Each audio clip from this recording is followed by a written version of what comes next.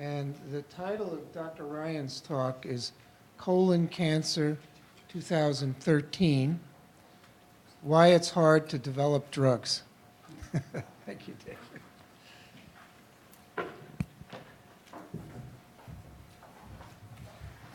Thanks very much, Don. Thanks for having me. I feel a little bit like this is I'm Mariano Rivera coming in firing some fastballs at you. This is a pure clinical talk. But I'm going to give you, having listened to Ryan Corcoran and the morning's talks and then Cyril's recent talk, I'm going to try and give you a flavor of why it's been so hard in colon cancer and give you a sense of where we're going in colon cancer. It's not that we haven't had success.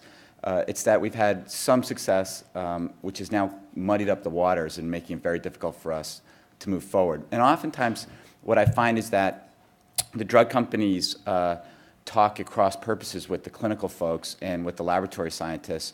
And even though we're all speaking English, I'm not sure we're understanding each other. And so I've been spending a lot of time trying to figure out how to communicate better. And I hope I convince you that in fact, we can start to look at some areas in colon cancer. Ooh, let me try and get this forward. So every clinical talk, I always like to start with this.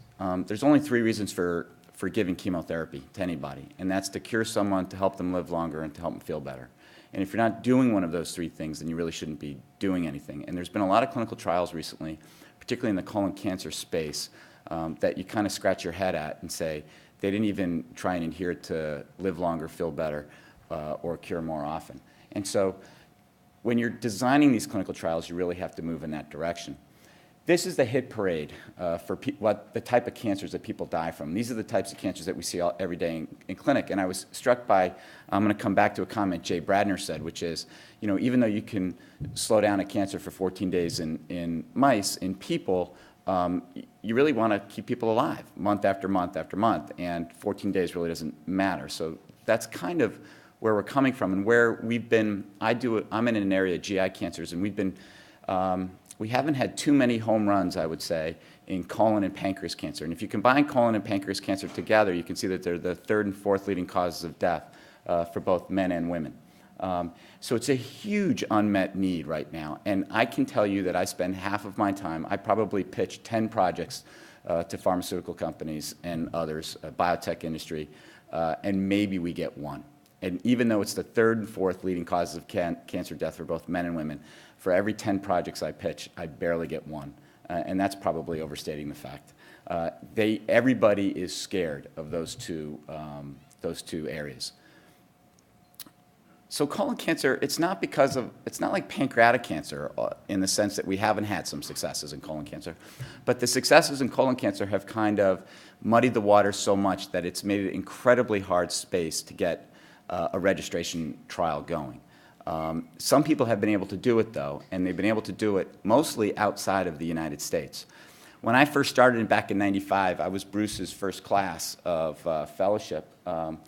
And we had 1 drug, 5-FU, 96. We had 1 drug back then, and that was just 5-FU. And the average person lived for about 6 months if you did nothing. They lived for somewhere between 8 and 12 months if you gave them 5-FU. In fact, I saw Jeff back there, Clark. We used to give 5-FU every which way, standing on our head, upside down. We gave it by continuous infusion, bolus, every which way you knew how to give it, just to try and get people to live longer. But that's basically what we had. And then all of a sudden we had irinotecan, oxaliplatin, bevacizumab, panitumumab, cetuximab, and now we have Regrafenib and aflibercept just in the last 2 months.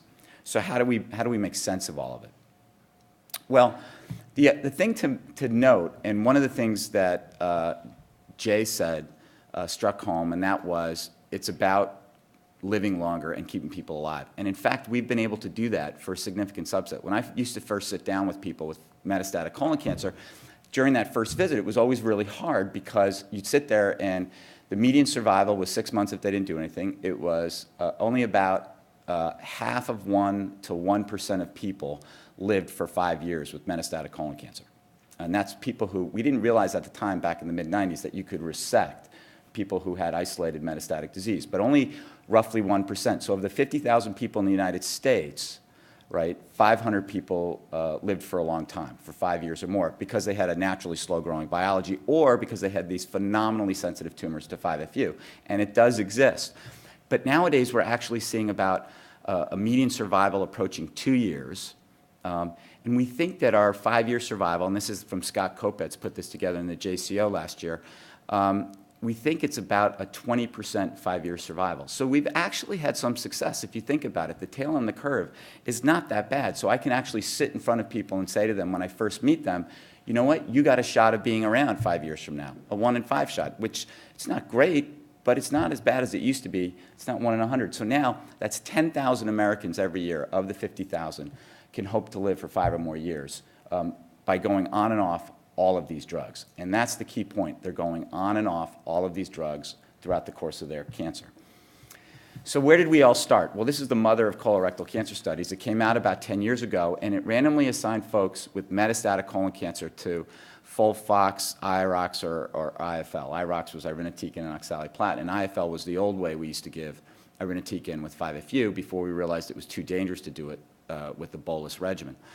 It turns out that we started at a year, we got out to about a year and a half, just without the biologics, if we gave FOLFOX and irinotecan to everybody who had metastatic colon cancer.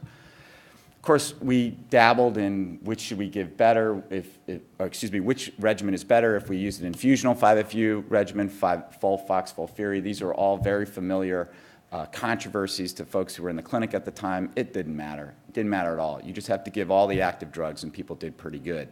Or they did as well as you could expect, and it didn't really matter in terms of the sequence of these particular drugs. Of course, what we didn't realize at the time, we got caught up in a kind of big pharma argument, was that it was all about the treatment discontinuation. Everybody kind of burnt out a first-line chemotherapy in about 6 months, and that hasn't changed. It hasn't changed, not because the drug stopped working. It changes because our ability to continue people on more than 6 months of chemotherapy goes out the window. Very few people can stay on chemotherapy continuously for more than 6 months, at least this chemotherapy. But the problem was, and the problem with drug development, and the reason why everything has become murky, is because we actually see these kinds of responses. I didn't see these when I first started. And in fact, we then appreciated that you could resect people with metastatic disease. And so now, everybody who comes into clinic, we're shooting for this. We're hoping for this. And we know that this can happen. And the funny part is we actually don't know. We don't know what the really good biomarkers are for 5-FU, irinotecan, and oxaliplatin. We have some old ones that we think about, DPD, thymidylate synthase, ERCC1, but they really don't predict as well as you would like. And so we want to give everybody the chance to have this kind of a response. So much so that now the big thing that's happening out in the community, and I can tell you it drives me a little bit insane, is people aren't resecting or debulking for cure anymore. They're debulking to help people live longer, because that sentiment has seeped into the community. So now surgeons are going after peritoneal disease and liver disease. Radiation oncologists are doing SBR to lung metastases, or interventional radiologists are doing RFA to liver metastases, because one is growing and the others aren't. And that is making our ability to do clinical trials in this space, in the space of colon cancer, exceedingly difficult. So what happened? So we had anti-VEGF therapy. And anti-VEGF therapy we all thought was very complicated.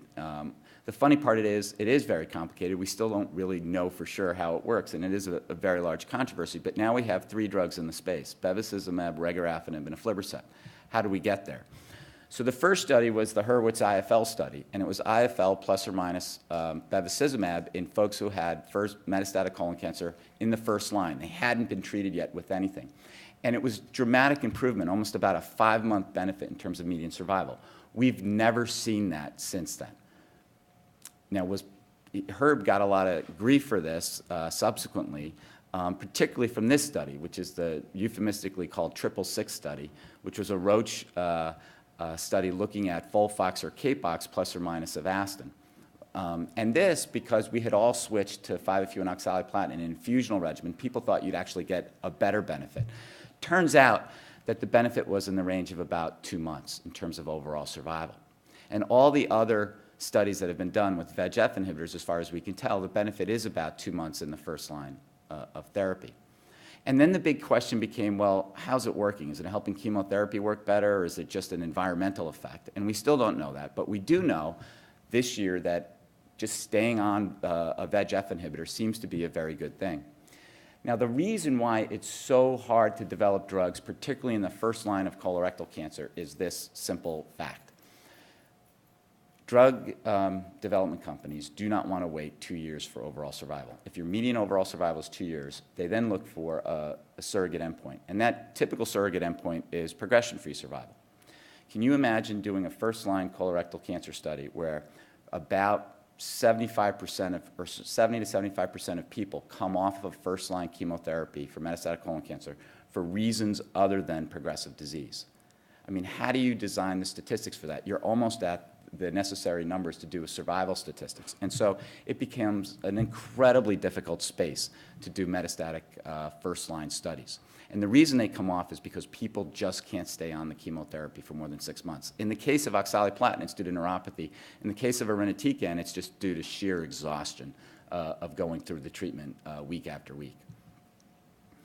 So what we learned this year, and we finally had some positive studies after years of negative studies, we learned that having some anti-VEGF therapy included all the time makes a difference. The type of anti-VEGF therapy probably doesn't make a difference, and that the original Hurwitz study was probably right, that if you keep VEGF therapy on board all the time, your overall survival benefit is probably in the range of 4 to 6 months on average over and above just giving chemotherapy. So how did we learn that? Well, first we learned the BEV beyond progression study. This was a study where patients in second line, after progressing on either FOLFOX bevacizumab or FOLFIRI bevacizumab, switched and were randomly assigned to either get bevacizumab or not in second line chemotherapy. And in fact, there was a survival advantage by about 2 months. So that's the BEV beyond progression. So continuing bevacizumab makes a difference. Well, at the same exact time, the aflibercept, which is VEGF trap, a protein that traps circulating VEGF, they randomized folks to FOLFIRI plus placebo or FOLFIRI plus aflibercept in metastatic colon cancer that had progressed on first-line chemotherapy. Now, what's interesting here is that not everybody on this particular study had prior bevacizumab. Well, how could they do such a thing, you ask? Well, they did it in Europe, where not everybody gets prior bevacizumab. And so the big question here is whether if everybody got prior bevacizumab would have had the same effect. And the answer is probably, based upon the BEV beyond progression study I just showed you, and two, in a subset analysis of this study, having prior bevacizumab didn't seem to make a big difference. And so now you have two options of what to do in second-line chemotherapy. You can either let bevacizumab ride, or you can switch them over to aflibercept. I can tell you that they're having a hard time selling that to the community because the community oncologists get used to one thing and they just want to let it ride and continue because it's easy. So it's a really hard sell, which is making it really hard in the drug development world for us in convincing companies to go into second line, because now we have everybody going from FOLFOX Bev or FOLFIRI Bev and switching right over to the opposite plus bevacizumab. And so we're not even getting those patients from the community into the second-line clinical trial setting in the big academic medical centers, unless they start here with us. And what about Regrafenib? Well, Regrafenib, as you know, is just like sorafenib, and it is a dirty VEGF tyrosine kinase inhibitor. It hits a couple of other pathways, which I show up here. And what these guys did is a randomized placebo-controlled study in the refractory setting. So everybody had first-line and second-line chemotherapy, and it was powered for overall survival. And this is getting a lot of controversy in the lay press right now because it showed only about a 6-week survival benefit. But nevertheless, having a little bit of VEGF on board seems to be important, and it doesn't seem to be a at least it doesn't seem to be a cytotoxic drug, or even maybe cytostatic as much as it is environmental. There were almost no responses. In fact, placebo had a response, 2 responses actually, as well. So there you go. That's it for VEGF therapy. And the last thing is, well, why don't they try and displace bevacizumab in first line? Well, why would a drug company do that? Because it has become the graveyard for VEGF tyrosine kinase inhibitors. And the latest was just published last month in JCO, and this is FOLFOX Bev versus FOLFOX cediranib, which is the old AZ, I think 2171 compound. And you can see here that it was just not inferior to bevacizumab. So this has exhausted the VEGF pathway in metastatic colon cancer. But you can see that this rush into this space has used up first line and second line and third line patients, and it's very difficult to figure out what space you can get in as a registration study. So just to recap, VEGF works, and it probably does affect the general environment. The big thing with VEGF and where our research is currently is trying to figure out who is actually responding and what's the biomarker for response. There's been some data to suggest it might be circulating VEGF-A, but Janet Murphy at our center has been looking at this and looking at SNP analysis, and so far we haven't been able to find any specific group of folks that is having a great response to bevacizumab or any of the VEGF inhibitors. Throw into the mix the EGFR antibodies. Well, the EGFR antibody story is actually a little bit quicker. We gave it to everybody initially, and there was a very small improvement in overall survival. We quickly figured out that if you were KRAS mutant, you didn't respond. If you KRAS wild type, well, you might respond. Maybe you'll respond. But if you were KRAS mutant, you didn't respond. And that became obvious after the fact. We didn't, in the clinic, we're not as smart as you guys in the lab, so we didn't particularly pick up on that fact about the downstream activation. But herein lies the problem, and I'm going to come back to this notion in a second. You can see here in blue, these are the people who respond to cetuximab, roughly 15% of the population with metastatic colon cancer. Well, the population with metastatic colon cancer, as we're quickly figuring out, is roughly 10 different diseases. It's being defined by us in the clinic one way. It's being defined by the scientists another way. And there's a little bit of crosstalk right now, and it gets very confusing. So who responds? Those folks who are KRAS and BRAF wild type. The PIK3CA wild types respond better, as well as the folks who have PTEN. Increasing copy number of EGFR, those folks respond, as well as amphiregulin and epiregulin overexpressing folks. And certain EGF and IGF SNPs will respond better than others. The mechanisms of resistance are really poorly understood. We have a biopsy program going on right now to rebiopsy folks who've developed, were responsive and then acquired resistance. The purported mechanisms out there in the community right now are MET amplification or activation, and then perhaps driving some other mutations, activating mutations downstream of cetuximab or panitumumab. So right now, this is the kind of patients that we see in second opinion. It's maddeningly mushy. So a patient comes into us, and the fellow says to me something like this, or I go in and I talk to the patient, and they say something like this. And I try and piece it together. I feel like an infectious disease doc who's been called in to figure out which drug causes the low platelets. So Avastin, and then all of a sudden they can't stand the oxalate anymore, and they get Cape Avastin, and then all of a sudden the cancer starts getting worse, so the oxaliplatin's added back, and then all of a sudden the cancer starts getting worse after a couple more months, and then they're switched to irinotecan Avastin, which is allowed to ride the whole way. And then all of a sudden the community doc says, you know what, I forgot to get KRAS status, let me go figure that out. They send off just a KRAS, they don't ask for anything else, because they're in the community, they get KRAS wild type, and then they're started on irinotecan and Erbitux, switch to panitumumab, which has absolutely no effect after people have progressed on Erbitux. We did that study. The response rate was 0. And then they're switched to Regrafenib, and then they come in to see us for, quote, phase 1s. So you can imagine being in biotech or drug, big pharma, how difficult it is to enact a clinical trial in the United States. So why is it so hard? Well, one, the line of therapy is incredibly messy. What's first line, what's second line, what's third line?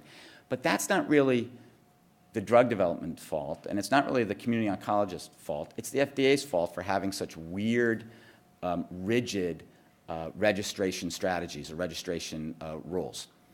The refractory setting is obviously the one to go into, but the refractory setting at that particular point, your median survival, once somebody has progressed through Regrafenib, you're talking someone's median survival is in the range of 4 months.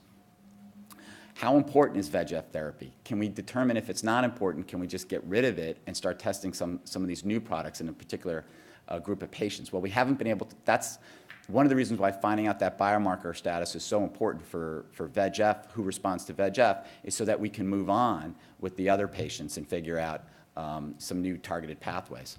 It's difficult to evaluate in first line, nearly impossible for the reasons that I stated. And the other big issue is it's multiple different diseases. So when I first started, we thought it was one disease, and it was all based on the Vogelgram model. And what's interesting is that when you talk to the colon cancer gurus in the science field, in the lab, they're generally putting it into 4 separate categories. So the chromosomal unstable, the microsatellite unstable, the CIMP tumors, and then finally the IBD or chronic inflammatory tumors. What's interesting is that the colitis-associated cancers seem to be very, very poorly understood. They acquire multiple genetic alterations, and there's also a group of patients that have chronic subclinical colitis that go on to get cancer, and we actually don't know who those folks are because they're subclinical. The other folks have either a traditional pathway, a serrated pathway, or an alternate pathway. What's really hard, and this is where we start talking across purposes, is that they can have varying degrees of KRAS, PIK3CA, NRAS, and BRAF mutation status. They can also be CIMP high or CIMP low, and they can have different microsatellite status. Just to kind of drive home that point, Shuji Ogino across town looked at BRAF mutant as it related to CIMP marker status, and you can see that while CIMP low tumors were more likely not to have BRAF. It wasn't exclusive, and it wasn't exclusive that all the CIMP high tumors had BRAF mutant disease.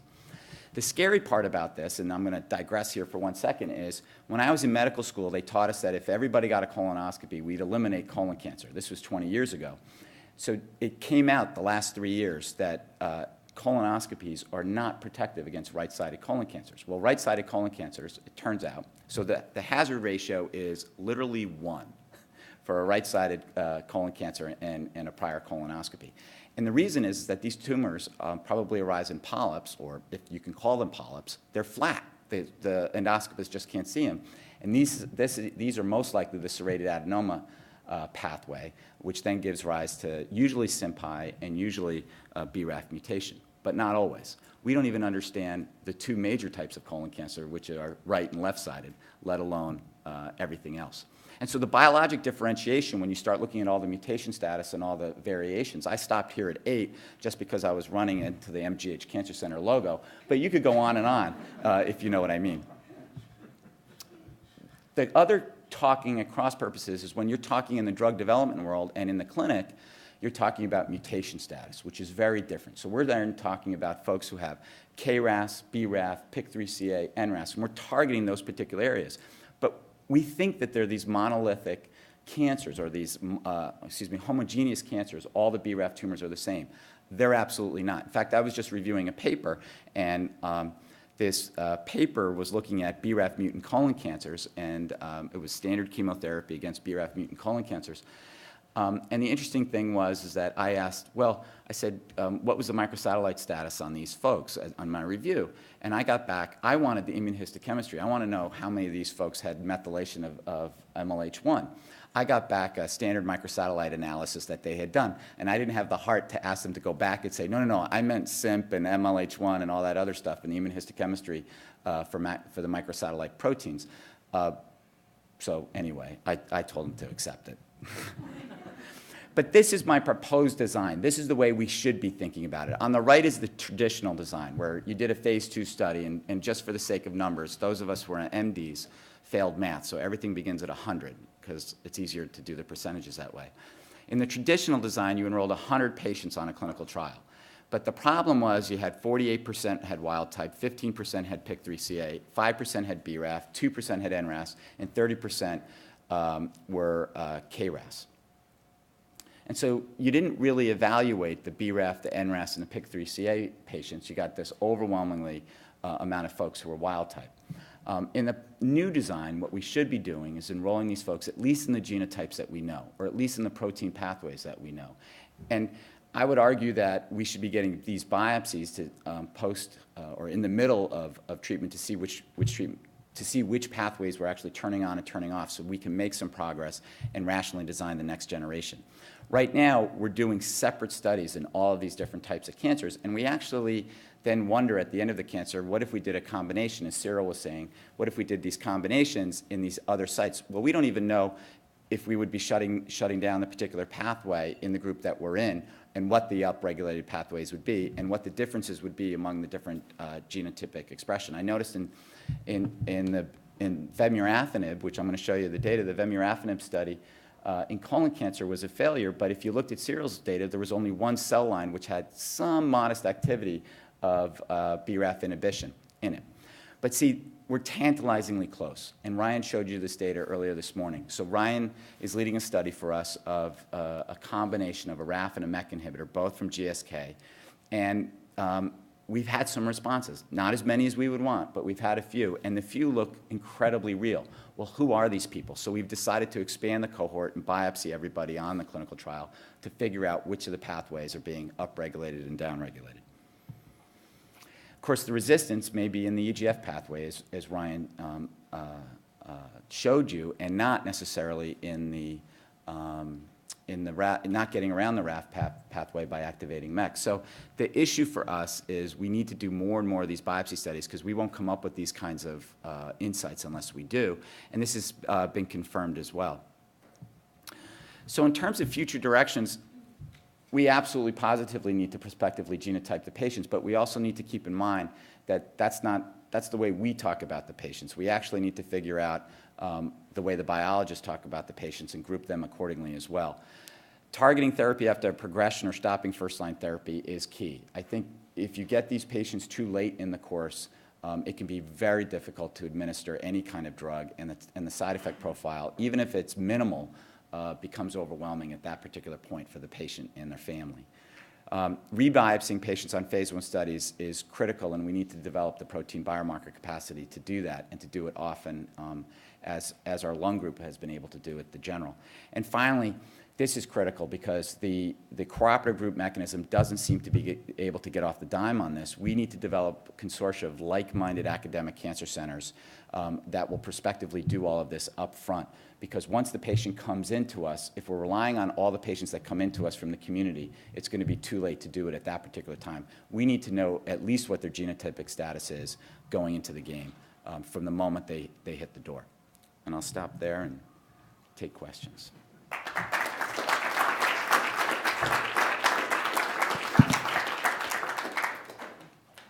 Joe? A while ago, there were studies of breast cancer where they evaluated new drugs before any other therapy, kind of a window opportunity.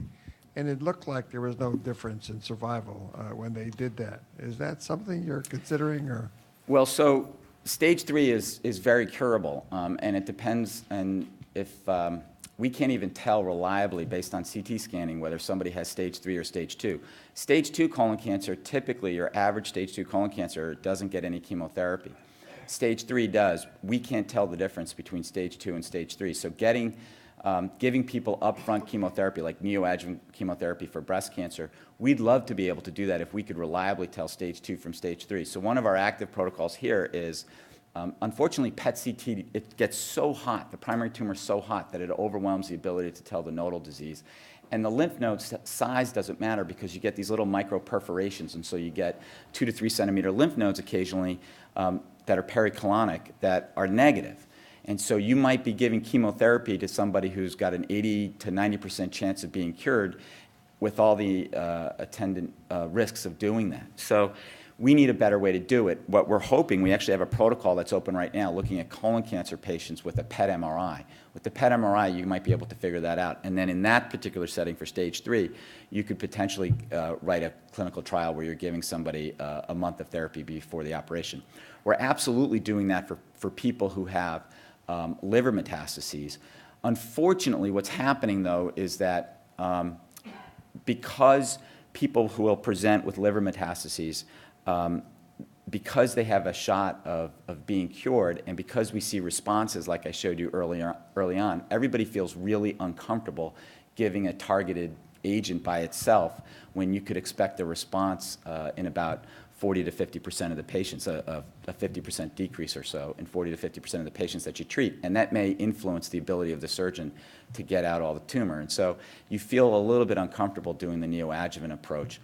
But if we can do it in the stage 3 setting, particularly for folks who have N2 disease, who we know have a very high risk of relapse, I think everybody would feel more comfortable in that setting.